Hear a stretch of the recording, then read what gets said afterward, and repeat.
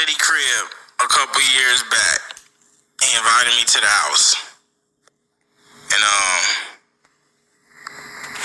after I left, I text Charlamagne Tha God and I was like, Diddy need help. And I went on a long ass walk because it just like bothered me. And I was telling my daughter's mom, I'm like, man, it's like seeing a superhero with their cape off. Like, he's sick and he don't have no one around him that care enough to help him because they all benefit from him being him. You know, like when you a Diddy, like when I first walked in, it was a nigga like, man, it was my dream to be an intern for Diddy. And I was like, yeah, he never gonna like tell him the truth, you know. And we was in there and he had asked me, he wanted me to write for him, and he played me like a record. And he's like, what you think? And I was like, I don't love it. And the room was like, and I was like, I knew then, like, oh, what kind of room I asked him, I in? said, you don't hear that a lot, huh? But it's like everybody around him was complicit. No one wants to tell him the truth and be honest with him. And that's something. That's not a Diddy thing, just Diddy thing. That's a life thing. And I was going through this at different times in my life. Yo, take this with you. Just because you become more successful, you become more influential, your status increases, and people start coming around you, don't automatically assume these people are coming around you because they love you, they proud of you. No, they want access to your resources and what you have, and that is one of the most draining feelings in this lifetime you could ever go through. It was just a dis-ease and an energy and a space. Like, he wanted to be cool, but he just couldn't. Like, it's just like, you know, when you living with all that on you. And we had a little moment, like, we was walking to the studio, and it was just kind of me and him, and I was like, man, you've accomplished everything. What do you want? And he looked at me, and he was like, man, I just want to be able to breathe. Some of y'all, I don't know if y'all know who Dame Dash is. Devil? Jay-Z a devil? Being the devil, like Jay-Z, and I just said your name. I'm calling you out. Say something. I used to edit for videos for that man right there, but that's gonna be more something we drop tonight for the Moneybagg Yo Rock Nation documentary. We're gonna drop that on y'all tonight. But back to what I'm saying. The one who built Rockefeller with Jay-Z, but y'all be seeing these videos being edited. I edit these videos myself, so I've been editing videos for a few years. But I used to edit videos for Dame Dash, and one of the people on our team, they asked him about Jay-Z. And his answer was shocking. He was like, look, y'all look up people like me, Jay-Z, people in the industry, but sometimes y'all don't realize that we would in a second trade lives back with y'all for that one thing. What's that? Peace.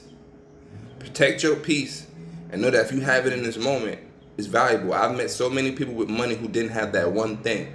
Now, I'm not here one of the people who say money ain't everything. Money is very important to accomplish lots of things in this life, right? I can't be making this video with y'all if I don't have money. But there's a balance to it, and it should never come at the expense of your peace being gone forever. Based on all the karma and the darkness Diddy has had to do in the industry to move up, he may never get that peace of mind back. Never. I felt that. Like, I resonated with it because I've had moments in my journey where, like, that's how I felt. And I was just like, damn, like, it fucked me up leaving because I'm like, he gon' crash that. Like, I could feel it, you know. You could feel when somebody's just like not okay, and he didn't have nobody around him that. And like, I got niggas around me who position where it's like I can only go so far down the wrong path before somebody stop me. He didn't have that. You feel me? Like, and just me saying I don't love this record showed that, like, bro, y'all can't even be honest about something as simple as this. Y'all never gonna tell them, hey, bro, you gotta slow down on that. You feel me? Like, and that's vital and important. But I seen it early, you know. And it's funny because literally after that, I had made an album called 8 Hours in Brooklyn, and I wrote a song called Diddy Did It.